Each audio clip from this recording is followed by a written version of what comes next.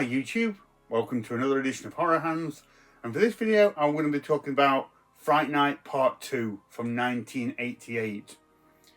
Now I'm sure you're all familiar with Fright Night from 1985, probably my second favourite horror film. I find that film so entertaining and endlessly rewatchable. I've lost count how many times I've seen the original Fright Night. But 3 years later they would come back with Fright Night Part 2. Was it a good sequel? Let's discuss that a bit more. For Fright Night Part 2 we have Charlie Brewster and Peter Vincent coming back for this one. The only characters from the first one that did come back for the sequel. I'll touch on that a bit later. But Charlie Brewster is undergoing these therapy sessions to try and convince himself that his vampire ordeal was just merely all in his mind and the result of other psychological factors. Peter Vincent's back to doing his Fright Night Theatre TV show and all seems well. And that is until Charlie Brewster starts to get kind of both stalked yet seduced by this mysterious woman. And not really giving anything away, it turns out she is of course a vampire. Not only that, she is the sister of Jerry Dandridge, who of course Charlie and Peter Vincent destroyed in the first movie. So she has this motive where she wants to kill both Charlie Brewster and Peter Vincent. And starting with the things that I like, the vampire in this one, she has kind of a vampire entourage with her, made up of these several kind of sinister characters.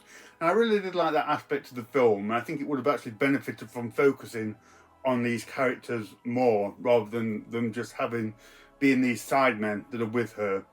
We have Brian Thompson, who's kind of like her chauffeur, and this really kind of macho looking vampire character who goes around eating bugs. He's really cool in this one. We have another guy, he's kind of cool and plays sort of like a vampire werewolf mix creature. He keeps transforming throughout the movie.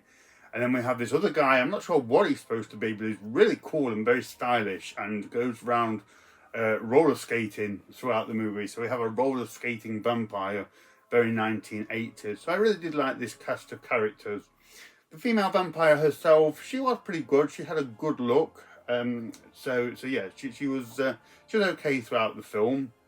And I did think she was rather good casting. I can actually believe her as being the legit sister to Jerry Dandridge. Other things I like about Fright Night Part 2 is they kind of retain the essence of the soundtrack from the first movie. Brad Fiedel comes back to do the soundtrack. That's one of my favourite soundtracks of any movie, particularly Fright Night Part 1. We don't get the same kind of music as we did in the first one, but we still have the Come To Me music, which is absolutely beautiful, and I even treated to a vocal rendition of that at the end, performed by Deborah Holland. So that was really good, and it's kind of it is a sort of fun 80s horror film. I have to say that there's a few things about Fright Night Part 2 which really didn't work for me. As I mentioned, Charlie Brewster and Peter Vincent are the only two characters that return from this, so we're missing some real key characters that made the first one so fun. So we don't get Evil Ed, we don't get Charlie Brewster's mum, obviously Jerry Dandridge has been destroyed, and we don't have Amy, Peter's charming girlfriend from the first movie. He actually has a different girlfriend in this one, and we're offered no explanation as to why. There is no mention of Amy or what happened to her in Fright Night Part 2, which I thought was a bit of a missed opportunity to just get some kind of fan service in and at least mention why Amy wasn't or couldn't be around anymore. That would have been interesting.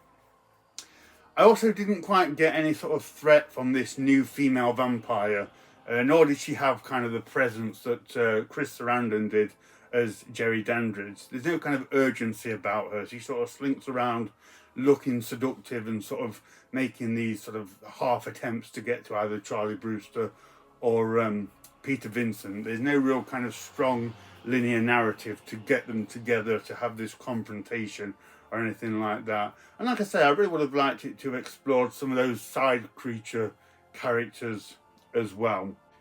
I have to say as well, Peter Vincent and Charlie Brewster aren't as appealing in this movie as what they were in the first film.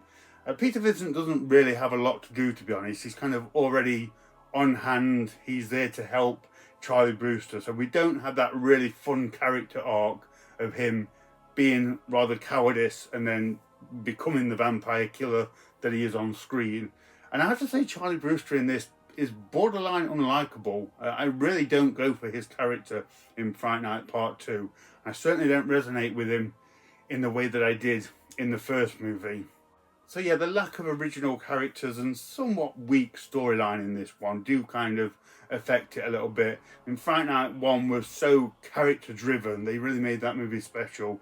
And I love the story of the vampire moving in next door and Charlie Brewster having to do battle against him, enlisting the help of Peter Vincent, the fearless vampire killer, who's actually a complete coward. It's such a wonderful storyline and unfolds in a great way that you don't always expect. This one was very kind of by the numbers and yeah, a lot more kind of low-key than the first one. And like I said, I did miss the original characters, particularly Evil Ed, who offered a lot of comic relief in the first movie.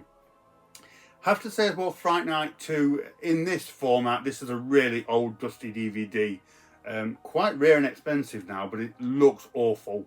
The colours in this movie are all bleached out, faded, kind of blend into each other in a really kind of jarring way. It really doesn't look like a very good film. It actually comes across as a very kind of cheaply made TV pilot or something like that. So yeah, that was very much to the film's detriment.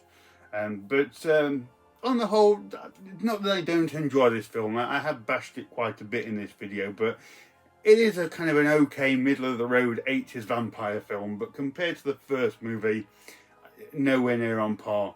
It kind of suffers from the Jaws 2 predicament, I feel. Jaws 2 is actually a pretty good movie, but it's the sequel to one of the greatest movies ever made. So when you're just okay, that creates quite a divide in quality and can hurt the film, maybe unnecessarily, I don't know. But I do enjoy the film for what it is. I'm sure I'll find some reason to watch Fright Night 2 at some point down the line, although I'm not in a rush to watch it anytime again soon.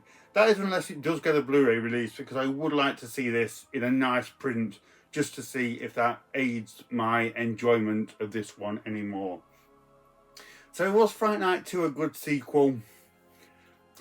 I gotta say no, not really. Too many of the key characters are missing from this one, and I thought the storyline was pretty weak. But that's not to say I don't enjoy it for the average 80s vampire movie that it is. It certainly has some fun elements.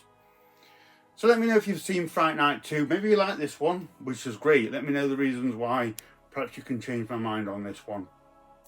So thank you very much for watching, and stay tuned for more videos.